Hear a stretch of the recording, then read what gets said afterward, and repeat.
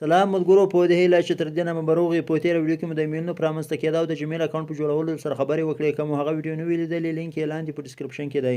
خو په نننۍ ویډیو غواړم د جمېل په هکله یو څه معلومات درکړم. هغه دا چې څنګه کولای چاته ایمیل ولېږو واستوو او لیک څه نور معلومات دي او څنګه کولای شو جمېل اکاونټ د تل لپاره ختم کړو.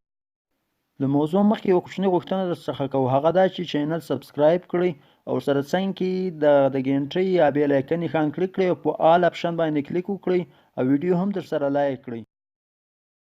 نو ملګرو یو چاته د ایمیل لیږلو لپاره لومړی د جمېل آیکن کمپیوټر یا موبایل کې وي هغه خلاصو. دغه وروسته دغه لاندې قلم سور اپشن وینئ، دغه باندې کلیک کوو. وروسته دلته له موږ نه هغه ایمیل غواړي چې غواړو پیغام هغه ایمیل ورته واستوو. ټوکي دلته مثلا وږمه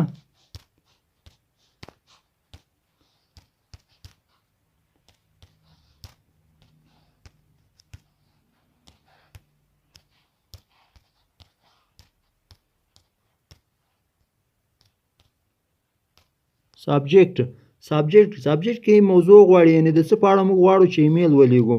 مثلا زه ورکومه کمپوز ایمیل کې بشپړه لیکنه رانه غواړي، یعنی چې څه غواړو ولیکو.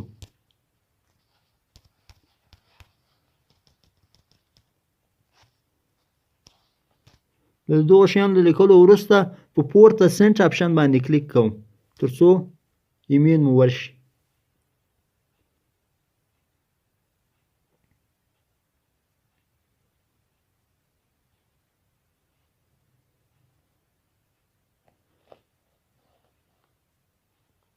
له هغې وروسته د ایمیل معلومولو لپاره که غواړئ چې ایمیل معلوم کړئ چې ورغلی یا نه، په پورته د 3 خطو باندې کلیک وکړئ، ښکته راشئ، په دې سنټ اپشن باندې کلیک وکړئ.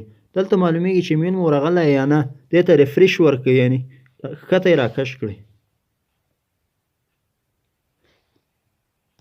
دا دی دوستانو زمونږ ایمیل د انټرنیټ د سستوالي له امله نه دی تللی. راځو نور آپشنو ته. دا سټارټ یعنی دا په دې معنا چې غواړئ تاسې یو ایمیل کې په ستوري آپشن باندې کلیک وکړئ، هغه ایمیل دلته درته درېږي. او امپورټنټ مهم ایمیل نه، یعنی هغه ایمیل نه چې مهم وي د لید درته ځانګړي وي د لید درته درېږي. او ډرافټس د هغه آپشن دی کوم ایمیل نه چې موږ لیکلي وي او استولي مو نه وي هغه دلته ولاړ وي. او سپیم هم همدا رقم د ځانګړو ایمیلونو لپاره دی. او ټرش بیا د ایمیل د ړنګولو لپاره دی. نو دوستانو اوس راځو دې ته چې څنګه کولی شو ایمیل ړنګ کړو. د هغې لپاره موږ ځو د موبایل سیټینګ ته. د موبایل سیټینګ وروسته ښکته ځو د موبایل په سیټینګ کې د ګوګل په آپشن باندې کلیک کوو.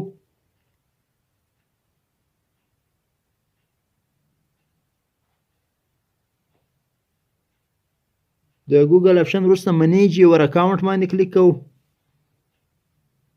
د منیج یور اکاونټ نه وروسته ډیټا پرسونالایزیشن باندې لومړی نه، دویم نه، دریم هوم پرسونل انفو نه، ډیټا پرسونالایزیشن باندې کلیک کوو. د هغې نه وروسته ښکته راځو.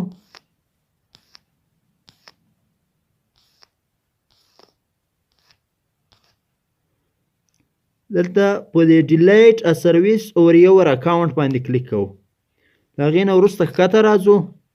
دلته ډیلیټ یور ګوګل اکاونټ په دې باندې کلیک کوو. ډیلیټ یور اکاونټ.